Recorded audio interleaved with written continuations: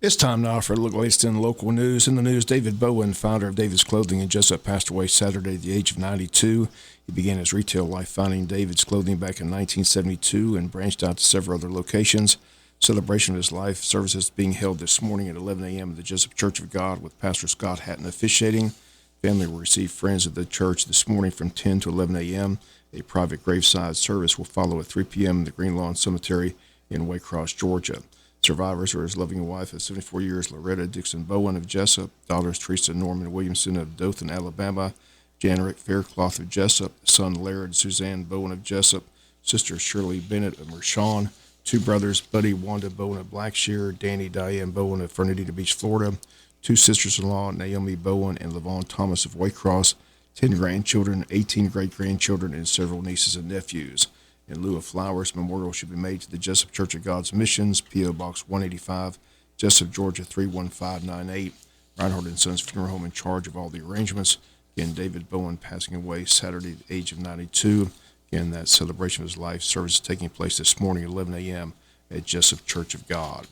Today begins the second week of early voting on the East Bloss referendum for the Wayne County Board of Education. After 1 week, including this past Saturday, 192 registered voters have voted thus far.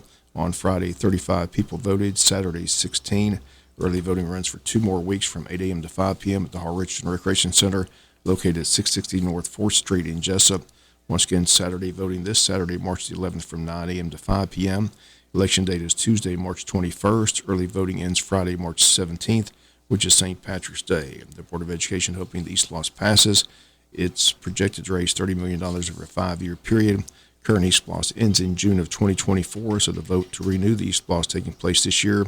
Again, 2 more weeks of early voting beginning today. Once again, the time today, 8 a.m. to 5 p.m., 8 a.m. to 5 p.m. Monday through Friday at the Hall Richardson Rec Center at 660 North 4th Street here in Jesup. We'll be back with more news after this word from our sponsor of the commercial messages, so please stay tuned. In other news, both the Wayne County Commission and the Jesup City Commissioners have meetings this week.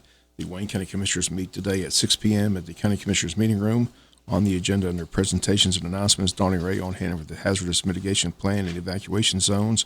Under Old Business, consider approve a policy and procedure for compensation of volunteer firefighters, which was tabled from their February 6th meeting. Also consider approve special event permit for Hospice of South Georgia, tabled from February 6th. Under New Business, consider approve the bids for the 2023 LMIG.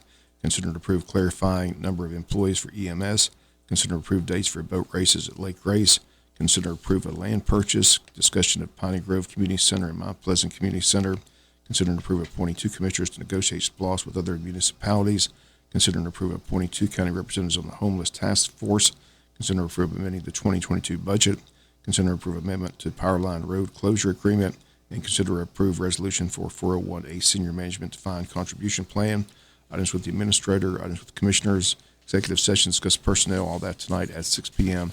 at the County Commissioners Meeting Room. City of Jesup Commissioners set to meet tomorrow night at 7 p.m. at City Hall for their regular agenda meeting. Under Old Business, discussion of the Cracker Williams pool bids. Under New Business, awarding a bid for the 2023 LMIG resurfacing contract. Discussion of Pine Bloom Drive project change order. Update on downtown projects with downtown coordinator Hallie Gillespie. And review the 2021-2022 audit report with City Auditor Cal Harris. Items with City Manager, items with Commissioners, items with the Mayor, all that tomorrow night at 7 p.m. at City Hall. Busy day at the state capitol as it's crossover day for the state legislature. Unfortunately, a lot of meetings we won't be able to check in with State Representative Stephen Meeks as the meetings begin early this morning. A lot of votes set to take place as it's a critical day for bills to stay alive because if they don't survive today, they most likely will not become law. Sports betting a big topic today as 4 different versions of legislation. One failed last Thursday, but 2 more are on the table today. And efforts have an opportunity to pass today. One version would require a constitutional amendment, which has been the way lawmakers have traditionally pursued expanding gambling in the state. Second version says an amendment would not be necessary if the Georgia Lottery Program simply takes over and manages the sports betting. And all that taking place today in Atlanta, along with bills about voting eligibility, ban on transgender youth health care, anti-Semitism bills are on the agenda. All that taking place today in Atlanta during state Capitol crossover day at the state legislature. We'll be back with some final news notes after this word from our sponsor of the commercial messages, so please stay tuned. Final notes of news. Congratulations to the Wayne County High School literary team. Again, they bring home the region championship for the first time in over 25 years. And the literary coordinator is Jason Martin at the high school. J.C. Cooksey won first place in personal essay and first place in international extemporaneous speaking. Kaylee Mixon won first place in literary analysis essay. Zamil Jasma first place in argumentative essay. Ali Shanklin and Summer Eastwood second place in duo literary interpretation. Kiana Cease first place in dramatic literary interpretation. And Erica Middleton first place in domestic extemporaneous speaking. Again, this was the first time the literary team won the region championship in 25 years, so congratulations to them. And competing this past Saturday and winning the region championship. The Peaches to Beaches annual event taking place Friday and Saturday, March 10th and 11th from 8 a.m. to 6 p.m. Official site locations in Wayne County, the Odom Recreation Center, Odom Train Depot, Coastal Pines Technical College, and 656 East Pine Street. Again, if you need more information, you call Odom City Hall at 912-586-2211 or Jesup City Hall at 912-427-1313. Again, Peaches to Beaches this weekend, Friday and Saturday, March 10th and 11th from 8 a.m. to 6 p.m. The Wayne County Historical Society meets this Thursday, March 9th at Captain Joe's Seafood Restaurant.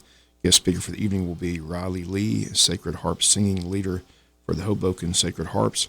Sacred Harp singing is well known in the primitive Baptist churches of our area, and the Lee family is renowned in its musical style. Hoboken has become widely known for Sacred Harp and will host its annual all-day sing March 18th. Dutch Street meal this Thursday begins at 6 p.m. Program begins at 7.